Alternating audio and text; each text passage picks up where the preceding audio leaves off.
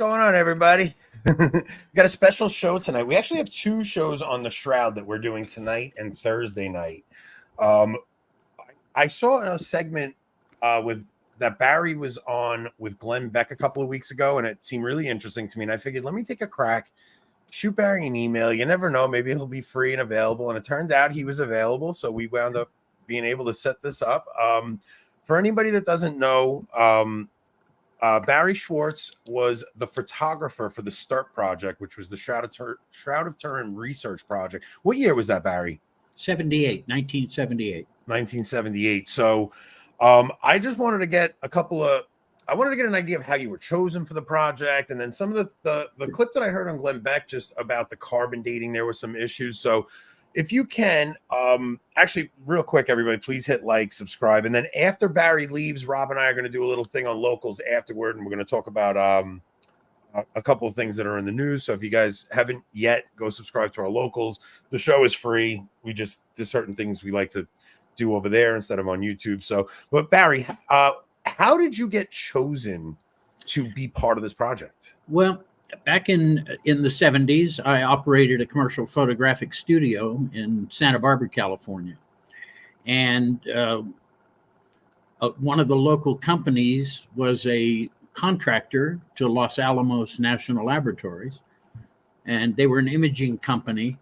And they contacted and contracted me to be an imaging consultant, a photographic consultant on a project for Los Alamos National Labs. And it was all about atomic bombs and mushroom clouds. And so I can't really tell you much more about it. It was classified. Well, basically, they had very fancy computers back in the 70s, a Cray computer, a big water-cooled monster. And they were able to get new information out of old unclassified above-ground atomic explosion motion picture film, 35 millimeter film. So in their Cray computer, they were able to do things like detect the thermal gradients within a mushroom cloud, the different temperature layers. So they needed to image that. And in those days, there wasn't a print screen button like we have today. When you wanted something off the screen, you set up a camera and you photographed the screen. And because I didn't have a high enough clearance to go in the room with the computer, the gentleman from the company that contracted me, he had to do it by proxy. So I gave him the camera, the film, the exposures, the lenses, the filtration. He would go and shoot it and bring it back. I would process the film. Then we'd evaluate it. And if he got it right, we could move forward. And if he didn't, the next week he'd go back and shoot it again. And we spent 7 months doing that project. And what I didn't know at the time was because he was an imaging scientist working at Los Alamos, he had bumped into Dr. John Jackson and Dr. Eric Jumper, two Air Force Academy scientists who ultimately founded the STURP team, and they were interested in imaging. So they hooked up with Don Devan, that's this guy's name. And so I did this 7-month project, and it was over. And, you know, when you're self-employed and the phone rings, you're hoping it's the next job. Mm-hmm. And Don Devan called me shortly after we finished. So I thought, another project. And he said, well, not exactly. He said, what do you know about the Shroud of Turin? And I laughed and I said, but Don, I'm Jewish. Had you heard of it from that point, though? I'd heard of it. I didn't know anything about it. Okay. Thought it was some kind of a fake, of course. Yeah. And I laughed because I said, but Don, I'm Jewish. And Don laughed and he said, so am I. Remember, he was one of the other Jewish guys on the team. Okay. So he assured me that this wasn't going to be a religious thing or a theological thing because I'm not qualified for that. And assured me that this was strictly about the image on that piece of cloth. We weren't trying to prove it was Jesus. We weren't trying to prove the resurrection. The whole purpose of our examination of the Shroud in 1978 was basically to determine how the image was formed. Was it a painting, scorch, photographically made image, a rubbing? These were all theories that had been proposed. So when he asked me to join the team, my initial response was, no, I don't want to do that. But then he had said to me in more technical terms that they had taken a Shroud photograph and they input it to a device at Sandia Labs, which is a sister laboratory to Los Alamos and also a weapons laboratory. And the X-ray expert over there had gotten this instrument called a VP8 image analyzer, which he wanted to use to see if he could get more information out of the X-rays he was creating. And the way this instrument worked is you input an image with a black and white camera, and it showed up on a green screen display. And so when they did that with a normal photograph, you got a distorted jumbled mass of shapes, but nothing coherent. Yeah. They put the shroud image in there, and they got the natural relief of a human form. So that immediately told me that there had to be some interaction between the cloth and the human body to create that. We didn't know the mechanism. So that basically it looked like a 3-dimensional image, correct? What you saw was the natural relief of a human form. You can call it 3D. It wasn't technically 3D because it wasn't 360 degrees, but it was the natural shape and of a human form, which a normal photograph doesn't encode that information. Yeah. I mean, I can imply in a photograph, I can imply depth and texture by using highlights and shadows, but we're not recording any depth information the way the image on the shroud does. And we know that the image formation mechanism of the shroud, and this has been published in the peer-reviewed literature, proven scientifically, that the image formation mechanism on the shroud worked at a distance of up to about 4 centimeters. But as the distance increased between the cloth and the body, the image grew more faint until it got to about 4 centimeters where it reached extinction. Consequently, it encoded depth information or topographic information, and the VP8 reveals that. And of course, today, modern computers with the right piece of software, and you see the same effect from the shroud image, that data is there, and we've demonstrated that using at least 3-4 different imaging methods to show that spatial information is actually encoded into the shroud's image density. The lights and darks of the image reflect that distance correlation. So that's what really got my interest. That and the fact that I was thinking, and I'm being candid now, free trip to Italy. And Rome on top of that, right? Like you get to go to Rome. Well, and I'd never been to Europe, and I thought, well, you know, I mean, we'll get there. How old are you in 1978? 32. 32. You're a young 32-year-old photographer, and you get this opportunity. How do I wonder how they got permission from the church to examine this thing? They didn't. The church had nothing to do with our permission. Because what was it? Wait, how did they get permission from who did they ask, I guess? The legal owner of the shroud in 1978 was King Umberto II of the Savoy family. They'd owned it for over 500 years. Wow. Okay. And so when King Umberto, we were working with a group out of Esopus, New York, not too far from you guys, the Holy Shroud Guild. And that was 4 Catholic priests promoting the shroud in the United States. One of those priests, Father Peter Rinaldi, was from Turin originally. He was Turinese. And he ultimately was close friends with King Umberto. And consequently, he took our very formal test plan, which, by the way, is available on shroud.com. You can see the actual document that was submitted to the king that detailed our proposal of what we wanted to do down to 5-minute increments, almost 70 pages. He took that to the king evaluated it, and he gave us permission to examine the shroud. Well, the people in Turin were the custodians of the shroud and had been for centuries, over a couple of centuries, since 1584. So it had been in Turin for 400 years when we saw it in 78. And so the custodians of the shroud were not thrilled that all of a sudden a bunch of American guys from big name laboratories are showing up to do something they've never been given permission to do. And they're right there in Turin and in control of the shroud. Yeah. And so there's still resentment amongst a few of those guys to this day that we were given permission, but the church had nothing to do with it. Now, that all changed in 1983. King Umberto passed away, and he left in his will, unlike his predecessors over the centuries, instead of leaving it to his son, which is what all the predecessors had done.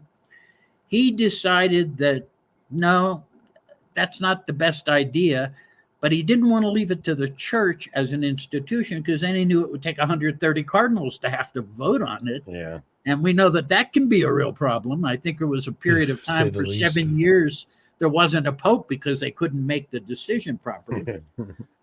So the king decided to leave it to one person, the living pope. And so in 1985, after the probate of the will, the shroud became the legal property of Pope John Paul II, who was the pope at that time. And of course, upon his passing, the ownership of the shroud passed to the next pope, which was Francis. Benedict the 16th, and now Francis. And then, then to Francis. So he's the legal owner of the shroud today.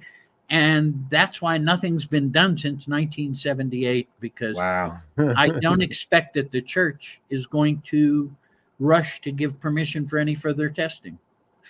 That's kind of sad because I think that a lot more can be found out. Okay, so now you guys are packing up to go to Italy. You decide that you're going to go on this trip. And how many scientists actually worked on the project? Well, there were 33 or 34 of us on the team, formally as team members, but not all of us were required to be in Turin to collect the data. Some of the guys on the team were there once the data was collected to analyze and evaluate it. And of course, we were there 19 days, which meant airline tickets for all these people, hotel rooms for 19 days for each person. Yeah. So the expense of coming over there, we only took the guys over there that were critical for collecting the data. Mm-hmm. Once we finished over the 5 days and nights and we came back, then we spent the next 3 years reducing the data and evaluating it, analyzing it, drawing conclusions, writing that into papers and submitting that to the finest peer-reviewed scientific journals that existed at the time. And our work formed the foundation, if you will, of peer-reviewed science about the Shroud of Turin. Wow. So now from all the data you guys collected, how long did you guys actually get to work on the Shroud for? It was like a 5 days and nights. 5 days and nights. Yeah, we never stopped. Worked around the clock. Oh, wow. I think you guys had more time. And remember, it's a pretty big piece of cloth, 14 and a half feet in length. So at any given time, if somebody was working at one end of the shroud, say on the ventral frontal image, somebody else was doing something else on the dorsal half of the shroud with the dorsal image, so that we were constantly doing something on that cloth. It never sat idle. Yeah. Is there any other image that when you take a photo of it, but just like Secondo Pio took, I think it was in the early 1900s, he took a picture 1898. 1898. He takes a picture of this thing, and when he produces the negative comes out as a positive. Is there anything else that does that on the planet? Well, I guess you could purposely make something like that, right? Well, yeah, photographic film does that, of course, but there's no silver salts on the shroud proving it wasn't made photographically, so that didn't occur. But yeah, what's on the shroud effectively has the lights and darks inverted, much like a photographic negative. Now, of course, we live in the 21st century, and it's getting more and more difficult to explain to people what a photographic negative is. Yeah, because everything's digital. It's all digital now. And I mean, this is true story. I had a 10-year-old kid in Canada ask me if film was a USB device. Yeah, it's because if you take a photo of the shroud now, you take it with your phone, you don't get the it's not the same thing as taking film into a dark room and developing it. We don't do that anymore. Correct. So that's right. Well, there's a few people still doing that. Mostly the fine art photographers are still using paper-based printing materials and photographic films. But what used to be available, Kodak used to have just a vast array of films for all different purposes, scientific purposes, high resolution, low grain. There was just a vast array of color and black and white films that Kodak could make available. Most of those films aren't made anymore. So there are still a few films left that are being made, but on a very small scale compared to what it used. I mean, there used to be a yellow Kodak sign hanging over every shop on every street corner in the world. Everybody used to get film developed all the time. Yeah, So and I was in Jerusalem in 2013, and we were in the old city and the old town, and I noticed the shop had a Kodak sign hanging over it. I took a picture of the Kodak sign because I recognized at that moment it was already, and I was with a digital camera by then. Yeah, the irony. So I knew that the Kodak sign was going to disappear, and now you don't see them much anymore, except on old storefronts, maybe in places, kind of out in the country like where I live. Where they haven't taken them down yet. Where they just haven't taken them down, right? So, okay, so now what's the first thing that stands out to you when you finally get the chance to observe this? Now, you have all the scientists there. What's the first thing that somebody says, whoa, this is look, we photographers, especially in the old analog days, always carried with us a high-powered magnifying glass, whether it be a loop like this, or I have a 10X on my Swiss Army knife. My grandfather used to carry one, and anytime somebody would come in the house with jewelry, he'd take the jewelry and he'd look at the thing. Let me see, is that a fake? I want to see. So when we got into the room and the shroud was eventually brought to us, first thing I did was pulled out the loop, and I went over to where the image area was, because even though I'm not a textile expert or anything, I can easily identify paint, pigment, binder that would hold paint and pigment. And I took my 10X magnifier over to the image portion of the cloth, and I was looking for paint or pigment to see, can I see anything added here? And there was nothing. As a matter of fact, when you get close to the shroud, you realize that what appears to be darker portions of the image they're all the same monochromatic yellow color. The thing that makes it look darker in any given area is the concentration of those yellowed fibers in that area. But all the yellowed fibers are the same yellow. So there's no lighter or darker. And now if you look at a halftone in a magazine and put your 10X loop on the halftone, you'll see it's comprised of little dots. Right. It's what a halftone is. And those little dots are fewer and further between in lighter areas, and more heavily concentrated in darker areas. And so there's a similarity in the way the shroud image is formed, in that it's the concentration of these yellowed fibers that gives the impression of a darker versus a lighter area. Yeah. And it's being linen, it's not even the entire thread, right? It's absolutely. It's just one or two fibers on the top of it. A couple of microns on the top surface of the fibers only. So if you went there with like a razor and shaved it, you'd lose the image. Quite possibly. It would be one heck of a razor. But yeah, so the image on the cloth is a surface phenomena. It did not penetrate into the cloth the way, look, if you take paint or pigment, whether it's oil-based, water-based, doesn't really matter. It's going to soak into the cloth via capillarity, capillary action. And there are water stains and blood stains on the shroud that absolutely soaked into the cloth based on capillarity. And you can see where they spread out.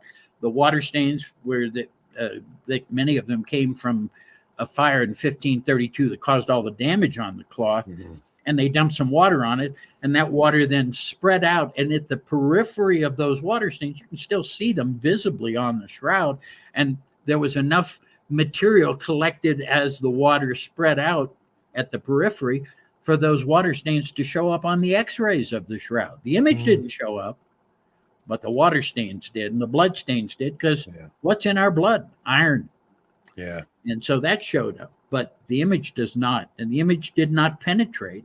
So there was nothing added to the cloth to create that image. Simple as that. What kind of tests were performed on it besides? I would imagine it was X-rayed and infrared photography, right? Things like infrared photography, ultraviolet fluorescence, and reflectance photography, white light, natural light photography, transmitted light photography. I did those photographs with light passing through the shroud, which demonstrates clearly what we just finished talking about.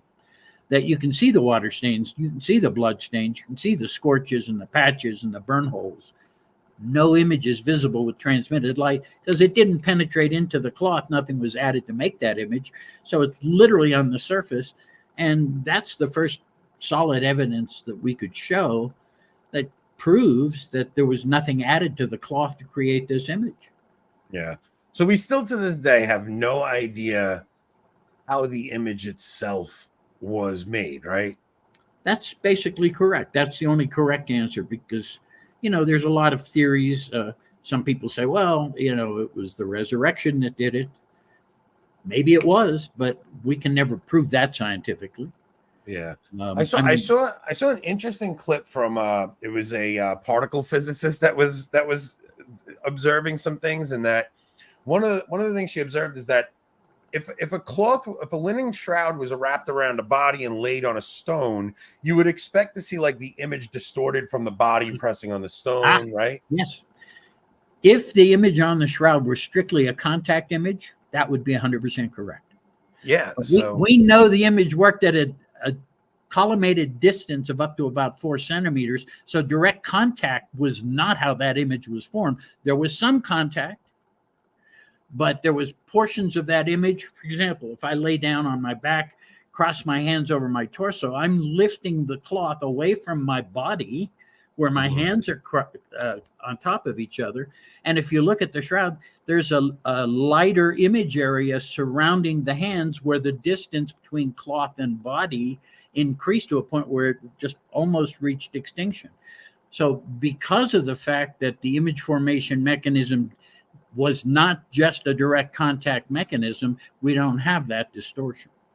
Yeah, she was saying, like, she was speaking hypothetically, but she said it's almost as if there was no gravity inside the empty tomb, if that's what it is. But it's because the cloth itself is pulled taut, and the image is made perfect from top to bottom, and there's no distortion from the body resting on a stone or anything. Let me qualify that. There is some distortion in the image. It's just not the wraparound distortion that would be expected if it were strictly by contact only. Right. And we've had people make contact only wraparound distorted images where their face is about this wide. Yeah. Because you're wrapping it around. But this worked in a vertical manner. This worked strictly in a vertical collimated manner. So to me, that pretty much eliminates light. That eliminates radiation. And I'm still of the belief that we don't have enough data to exclude a natural explanation. And I think the possibility of a chemical reaction may well be the explanation for the image, but we don't have enough data to stand on that and say that's fact. Yeah, you have to understand. Okay, so the reason I was excited to get you on is because I've been watching you on documentaries for years, right? So I kind of was going through life not even paying attention to my faith whatsoever, and then it was like on an Easter when I was maybe 28 that I went to church just because it was Easter, and when I heard a sermon there, and I come home and I'm like, what do I really believe? Did Jesus really die? I was questioning the resurrection, and I went inside and I turned on my TV, and on Netflix in my previously watched, which I hadn't watched it, so it was very strange. In my previously watched segment, there was a documentary on the Shroud of Turin, and I watched this documentary with you in it, and it was very strange because I go into the documentary as a skeptic, and I came out of it that was it. It was like I completely believed it. I say this frequently, so I know. If you've heard this before, I'm sorry. Science must stay within the measurable and the observable. Mm-hmm. Faith has no boundaries. So you can accept on faith that the resurrection made this image, and there's no way that science can challenge that. Yeah. But there's no way science can support that either. Yeah. Because I know a lot of people press you on, well, if you believe this is really the burial cloth of Jesus, how come you haven't converted? But I think that that's a personal thing, and well, and look, the answer to that, since you brought it up, is that I can serve God by being exactly who I am. Yeah. It's just I imagine you're pretty much going on everybody that probably wants to interview is coming at it from a Christian perspective. So I imagine you have to go through this look, quite the often. whole concept of resurrection, people say, oh, you're just afraid of resurrection. Well, where does the concept of resurrection come from? The Old Testament. Yeah. It's a Jewish concept. It's out of the prophecies. So I'm not anti-resurrection as some people have painted me. I'm just saying that I was a member of the only scientific team ever to be given permission to do an in-depth study of the Shroud. I'm obligated to stay within that realm to preserve the work of my fellow team members, most of whom have died now, and to stick to the science, which is what brought me on board in the first place. When it comes to faith, that's a personal choice. Even Jesus said the kingdom of God is within us. Yeah. So the answer to faith isn't on a piece of cloth, but it's in the eyes and hearts of those standing in front of it. Yeah, I think it almost brings an air of credibility to what you're saying too, because you're not coming at it from a religious aspect, right? You're saying, no, look, I'm telling you from a scientific aspect. I'm not even a person of faith. This cloth. Well, I'm not a person of that faith. Correct. Yeah. So, but you believe that you still do believe that this is the burial cloth of Jesus Christ, though, right? Well, look, and again, I'm repeating myself. I'm sorry for that if you've heard this before, but you don't need to be a Christian to accept the historicity of Jesus of Nazareth. Yeah. And you don't need to believe in miracles to accept that we might have an artifact left over of this man whose life was so important, even more powerful today than when he was walking on this planet. Yeah. And so of anybody in the whole known universe, in all of recorded history, having an artifact of this man, this is why the skeptics hate this, because this challenges their worldview pretty dramatically. Yeah. And I can understand that. And, when people say to me, well, how come you're not a Christian anymore? I go, well, hey, wait a minute. He's one of our boys. He was Jewish. And what has frustrated me in recent years, especially, is anti-Semitism coming from supposed Christians that worship a Jewish man. Yeah. Explain that one to me. I don't understand that. Yeah. And yet, ignorance has no excuse, Yeah, it's strange, people. What are you gonna do? But not much.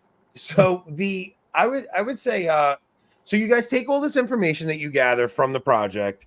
How long does it take to disseminate all of it before you guys actually start writing conclusions and submitting things to peer review journals? 3 years. 3 years of going over the data. And we finished the examination in October of 1978 and started publishing our papers and had our final meeting and published our work in 1981, 3 years later.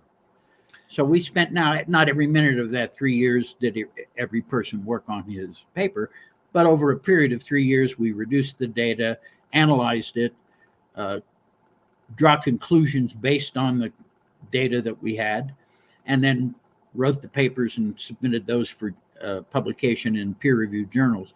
In those days, though, peer-reviewed journals weren't accessible to the average person unless you had access to a university research library. Yeah. The average person didn't have access to that. So when I built Shroud.com, the purpose there was to give everybody access to the same science that convinced me, a non-Christian, that this is very much likely to be an artifact of the historic Jesus of Nazareth. You don't need to be a Christian to make that sort of set of steps in belief. And whether or not he was the prophesied Messiah isn't something science can answer anyway. That's a test of faith. That's not a test for science. So what were there anything were there like any things that you discovered that people don't actually discover? I mean, I've seen some weird things that people said, like when you study the eyes, you could see the images of the coins that they would put over their eye. Like, does any of that come through in any of the photography, or is that kind of just stuff that people caught afterward? And I'm going to quote the lead chemist who was on our team, Ray Rogers from Los Alamos National Laboratories, who frequently reminded me that I think I see is not a scientific statement. Yeah. Okay. So now, how much later after you guys finish everything does the carbon dating actually take place? It's not during this time, right? It comes later on. 10 years later. 10 years later. Yeah, we finished and published our work by 81, and the carbon dating was done in 1988. Who did the carbon dating? Carbon dating was done by 3 different laboratories: Zurich, Oxford, and Arizona here in the U.S. Now, all 3 sites tested the same area, though, right? It wasn't taken from different areas on the shroud. That's right. Not only that, they didn't take a control sample from anywhere else on their cloth.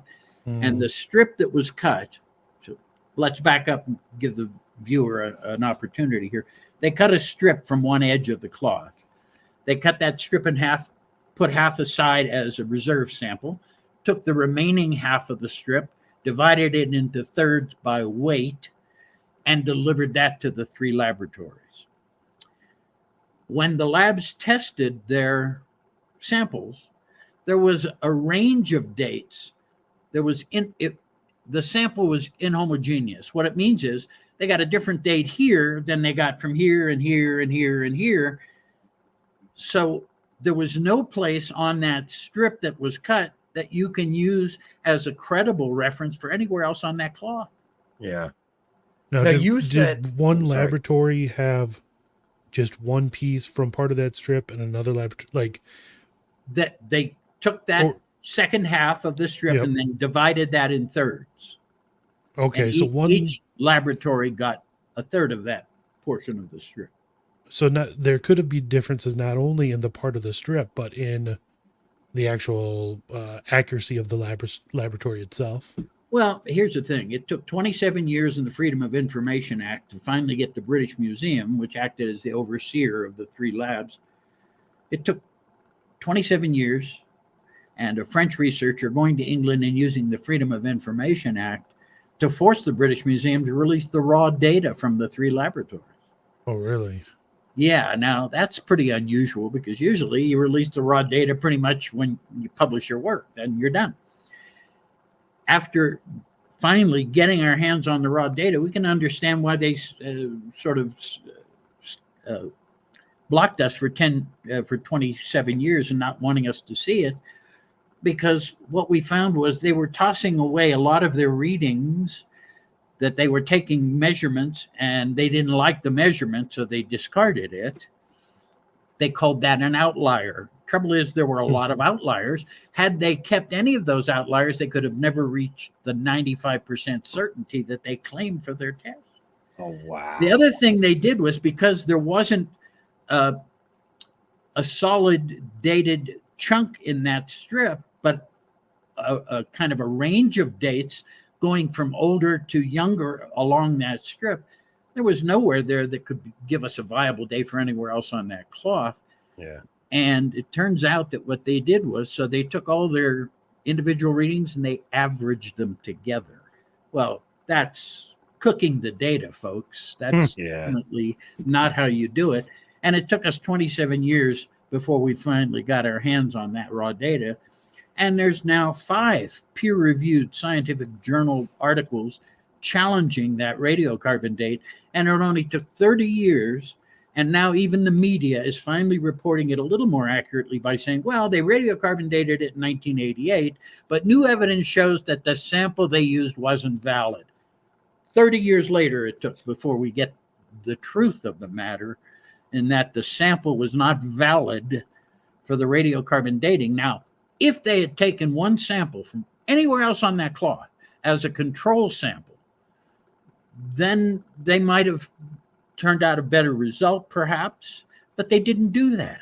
Yeah. Now, why they didn't do that isn't up to the 3 laboratories. In all fairness to the 3 labs, they didn't cut the samples. The samples were cut and delivered to them. Okay, so they got what they got, and that's what they tested.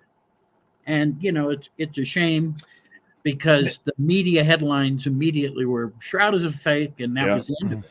And that story stuck around for a very long time. Now, you 30 were saying years. 30 years. you were saying also that the samples they took weren't just linen. There was actually cotton mixed in with those. Well, there was samples, cotton right? interwoven with it, and you guys might know about this, that there is a Jewish law called mixing of the kinds. Yep.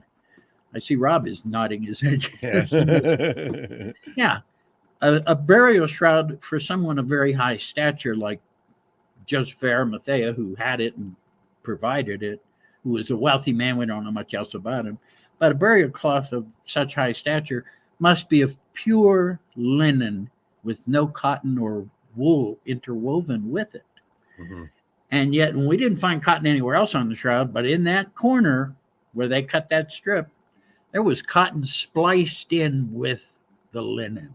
So this was a section that was 99% was repaired from a damaged section. I mean, you got to realize if newer material had been added, thus Yeah. skewing the date much to a more modern range. Yeah, so now if they're averaging it out and you're getting something that says it could be 2000, but then you got this thing from 700 years ago that was, repaired in this section. There's some really great documentaries where they actually go through the evidence and show how even the pattern of the shroud itself, there's artistic renderings of it from way before going back to the 4th century. Yeah, so if you have these artistic renderings with that pattern that's on the shroud through these artistic renderings from the 4th century, how could that predate any of the tests? They've also never been able to recreate this thing in any meaningful way.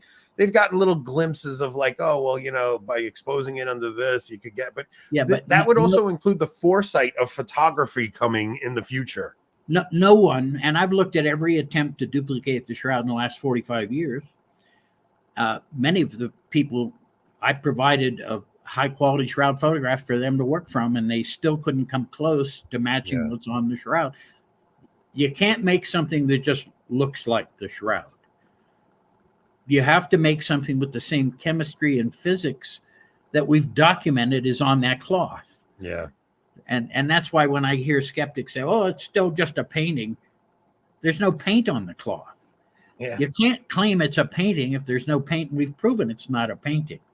And you don't hear me using the word proven very often, but that's one thing we've proven. It's not a painting. Okay. Yeah. Yeah. And it's also not just that it's not a painting. It also has the remarkable similarities to the description of the crucifixion in John's gospel compared forensically accurate blood stains and crucifixion wounds. And that's not my opinion. That's the opinion of the forensic experts who've studied the shroud, Dr. Fred Zugaby, Dr. Robert Buckland. Dr. Buckland was on our team. And you may not have heard of Dr. Robert Buckland, but you remember the Quincy television program? Oh, yeah, Quincy, yeah. Well, Dr. Buckland was the basis for that character. Oh, really? And was a consultant to the producers. And he was on our team. So we were pretty well qualified. We didn't have a bunch of flakes on our team. And so Buckland and Zugaby spent over 50 years. He was matter of fact, he's from your neck of the woods, but Fred Zugaby was the coroner and medical examiner of Rockland County, just up north. Oh, wow. Yeah. You know where that is. Yeah. As Zugaby used to tell me, may he rest in peace, he says, Rockland County, where the mob always buries the bodies. That was Fred's sense of humor, Oh, man. But he had to deal with a lot of bodies that they dug up. He was the medical examiner up there, I'd imagine. Yeah, he was. For 35 years, they've renamed the medical examiner building the Zugaby building. So, I mean, he was highly esteemed and a very high quality. And he spent over 50 years studying the effects of crucifixion and the shroud on the human body. So, look, the skeptics like to say, well, the bloodstains look fake. Well, unless you're a qualified bloodstain analyst, you're not qualified to have that opinion. Yeah. Rob, I know I saw a bunch of questions you highlighted. You want to go through some of those questions? I know somebody asked if they found DNA in the. Did they find any DNA? That was one. Was DNA found on the shroud? Oh, listen, we weren't looking for DNA. We were not in 78. In 78, we didn't know from DNA. But here's the problem. My DNA's on the shroud. Yeah. We didn't learn till 2008 that we're shedding epithelial cells constantly. And if I leaned over the shroud, I left my DNA on it. Mm-hmm. Everybody who's touched the shroud has left their DNA on it. Everybody who's repaired the shroud or worked on the shroud or even prayed over the shroud has left their DNA on it. And Yeah, then, anybody that's watched Forensic Files knows that, right? yeah, we're not going to solve this one in 43 minutes. Then, to make matters worse, in 2002, they decided to do a clandestine intervention on the shroud. And for 32 days, 2 Swiss textile experts, and I'm putting experts in quotes here, handled the shroud with no gloves, no hairnet, no mask, no protective clothing. They handled literally every square inch of that cloth. They removed all the existing patches that had been sewn in by the Poor Clare sisters to repair the fire damage of 1532 and 1534. They basically handled every square inch. They steamed it to get out some of the wrinkles, which of course is not good for old linen. They scraped away the char around the burn holes and commingled that into not enough number of separated vials. Who gave them permission for this? Wait, I'm not even done. Then they removed the backing sheet that had been sewn on in 1534 and sewed a newer, wider backing sheet onto it, making the image that much harder to see. And in all of these cases, over 32 days, day and night of handling, no gloves, no hairnet, nothing to protect the cloth from DNA. And by 2002, we knew a little bit about DNA. Yeah. But they didn't take that into consideration. So unfortunately, if we did a DNA analysis of the man of the shroud today, we'd find he's a Swiss woman. Plus, they could have screwed up any future radiometric dating as well. Well, they certainly and they vacuumed it too, so that any future pollen evidence has been destroyed or wiped away or disrupted to a point where it's no longer easy to study it. So it's a miracle that they didn't destroy the image completely. I mean, that's crazy that they were allowed to do all that. Well, they did it, and when they were confronted with it, when the news finally broke, and they were confronted with it, they said, "Well, this wasn't about science; it was about conservation." Really? And science doesn't play a major role in conservation? Of course it does. So yeah, what can I say? Man, I never heard that. That's so. Well, there's a page on shroud.com called Comments on the Restoration. It was written in 2002. Basically, there was this outpouring from the shroud world of shroud scholars, and we published 12 comments from 12 different scholars as to their opinions of what this intervention might mean for future science and for existing science. And if you go to shroud.com, you can read every bit of that. Yeah, definitely go visit Barry's website. That's how I got in touch with you, Barry. I'm so glad that you had that up and you had a contact for him. That it was, and I was amazed that you were so free to give your time to us, man. This is really cool. We got to talk a little bit. This is all I do anymore. Yeah, I'm retired from all the other stuff. Yeah, that's pretty cool. Yeah, Barry was telling us he's got a nice little place he's secluded up where he's living, and it's him and his cats up there now. So, Rob, is there any other questions that you wanted to get to? Yeah, there are 2. One person here wants to know if you've done any work with Father Andrew Dalton at all. He was one of my students at the course I teach at the Pontifical University in Rome. Oh, wow. And he was not Father Dalton then. He was still Brother Dalton in those days. It was about 12 years ago. He was in the first class I taught in that course in the master's program at the university there. And at the end of the first day, in between, I do 3 lectures a day, 45 minutes, 10-minute break, 45 minutes. And in between, I was talking with him. And I remember going to the dean at the end of that first day. And I said, listen, there's a young lad in my class, Andrew Dalton. I said, he's got to be the smartest guy in the room. He was brilliant. And I said, not only that, the man has a heart, and he's going to be a great priest. And some years later, of course, he was ordained. He's a legionary priest, so you got to be you got to be a brother for at least 12 years in the legion before you can be ordained. Yeah. And I think he went about 13 years before ordination. So, but he and I are great friends, and we've lectured together and in Canada and other places. And so, yes, I know Father Andrew, and he's become a great spokesman for the shroud. Yeah.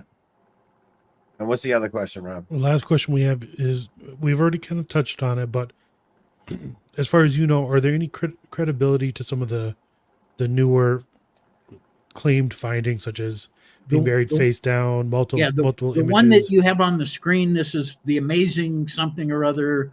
There's a video and a web page to go with it. Complete nonsense, complete misinterpretation of what's on that cloth. And look, you can't tell me there's something on the cloth if it isn't there. Okay. And we documented what's there. Mhm. And I think I said this earlier. I think I see is not a scientific statement. Yeah. And this guy's I think I sees are so ridiculous and that I have written a response because I get emails about this all the time.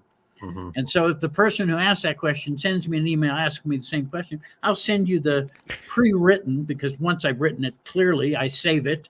And that way the next person asks me the question, I don't have to write it from scratch each time. And so if that person wants to send me the email asking the question, I'll send you what I send out to everybody else, which is this complete nonsense. Yeah. Hey, you mentioned pollens after they vacuumed. Did they do any tests for pollens or anything when you guys went? Well, we did tape sampling, which lifted surface debris from the cloth that included pollens.